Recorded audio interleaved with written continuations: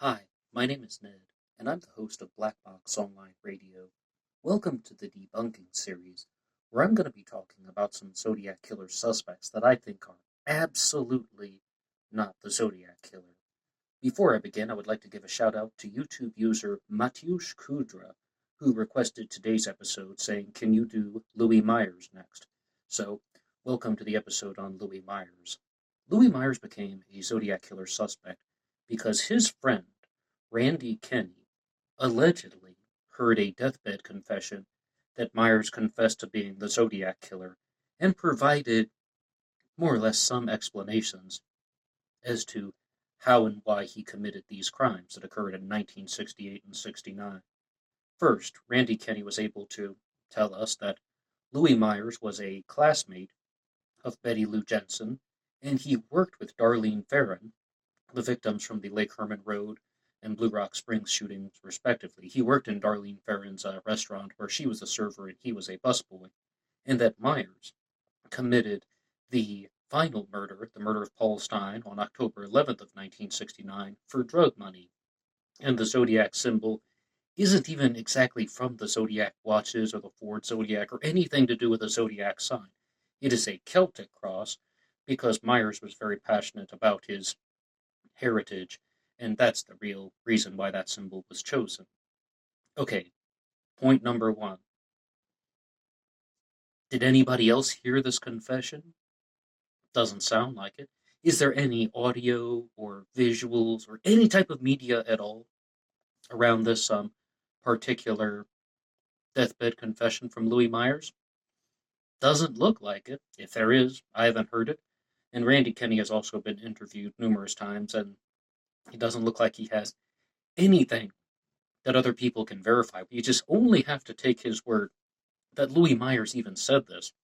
And even if he did, there's always the possibility that Myers wasn't telling the truth. But how do we know, though? That's the point. And also, I mentioned this on an episode of Black Box Online Radio called Louis Myers Devil's Advocate. The Zodiac also wrote in ciphers, some which have not been solved to this day. And if Myers were indeed the Zodiac killer, and he made this real deathbed confession, why didn't he offer solutions to the ciphers? Richard Grinnell of ZodiacCiphers.com articulated this in a much better way than I could by saying that if Louis Myers were the Zodiac killer, and he actually gave this type of deathbed confession to Randy Kenny, then he would have said, "By the way, friend, I'm on my deathbed, I'm dying, I just want to clear my conscience. This is how you solve the Zodiac, the Z340 cipher, the one that will reveal the message. That wasn't me on the TV," which brings up an interesting point about me. I'm not afraid of the gas chamber. The one that was recently solved by David Oranchak, Jarl Van Eyck, and Sam Blake. That type of detail wasn't there. Why not? Because Randy Kenny couldn't fabricate it, or Louis Myers couldn't fabricate it. We don't even know if this deathbed confession actually happened. When I first learned about Louis Myers as a Zodiac suspect, I had that type of aha moment. The light bulb went off, and I was like, maybe that's it. Maybe this is the answer to everything. Maybe we let this guy fly under the radar. And I thought he was a credible suspect for a long time. I did some of my first ever recordings on Black Box Online Radio about Louis Myers, the old-fashioned black box ones. And the reasons why were, number one, he has connections to multiple victims. Number two, this explanation about why the Paul Stein murder is different. Number three, there's also a reason why there's this halt in Zodiac activity from 1971 to 1973, because Louis Myers was stationed in Germany with the military, then comes back to the United States. But something else stood out to me as well with Myers. At the time of the first crime, he was 17 years old. And I was just like, is that what fooled the authorities for so long? They weren't looking for a 17-year-old. They think it's a guy in his 20s, it's a guy in his 30s, maybe 40s. Of course, right? There's no possible way that it could be a 17-year-old. But teenagers can kill people. I also had the opportunity once to correspond with Louis Meyer's nephew in the comment section here on YouTube. You guys can leave any comments you want down below. Always welcome. You guys are awesome. And he said that, firstly, he thought his uncle was the Zodiac killer, and he also said that Myers could have learned about coding from his nephew's grandfather, which I guess would be Myers' uncle, because his uncle was a World War II veteran, very familiar with the stuff, had lots of materials easily available to Louis Myers. And his nephew also went on to say that he believed that the 1966 murder of Sherry Jo Bates was genuine Zodiac activity, and that Myers did indeed commit that crime, even though being 15 years old, because Sherry Jo Bates would have been accosted by a teenager with a knife, and the situation got out of control. But then Louis Myers went on to name his daughter Sherry, spelled the same, Cheri. That was the story that was told to me, and I was like, whew, that is absolutely chilling. And I don't discredit anything that his nephew has said. I mean, he is a family member. But when it comes to Randy Kenny, I was very suspicious of one thing. And I don't doubt the age thing at all. Yeah, a 17-year-old can commit a series of murders and such. But the thing that I was suspicious of from Randy Kenny is it almost felt like someone is looking back in time at a set of crimes that were committed and saying, how do I fabricate this narrative to make it look like my suspect is fitting? How do we fabricate this narrative? Okay, well, he has a connection here to Betty Lou Jensen, or a connection here to Darlene Ferrin. The Paul Stein murder. Let's kind of just say that it was for drug money. Do something a little bit different, something that seems a little bit plausible. It appears to be a fabrication. I mean, because you can't make up something like the solution to the ciphers without extremely fudging the facts and getting caught doing it. An interesting thing that I completely overlooked when I did my first 3 episodes on Louis Myers as a Zodiac suspect is something that was brought to my attention by somebody in the comment section when they simply said, Randy Kenny only talked about 3 Zodiac crimes, Lake Herman Road, Blue Rock Springs, and the Paul Stein murder. He does not accuse Myers, or he doesn't say that Myers confessed to Lake Berryessa. So, I mean, there's just something to put on the table.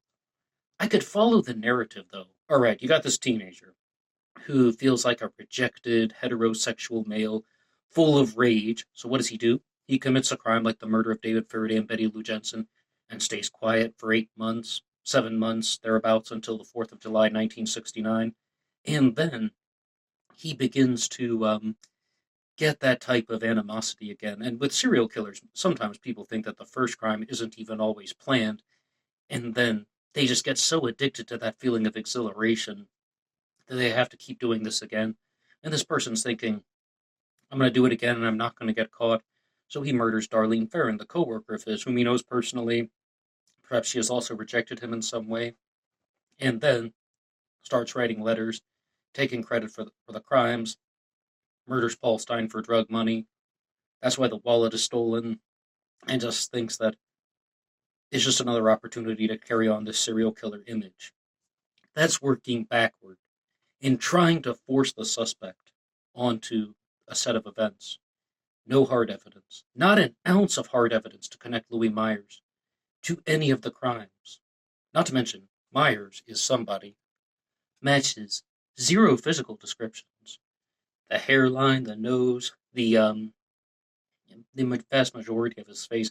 The only thing that I think is similar between Myers and the Zodiac Killer is the jawline, and maybe his lips a little bit if you look at the composite sketch and the photo of Myers next to it.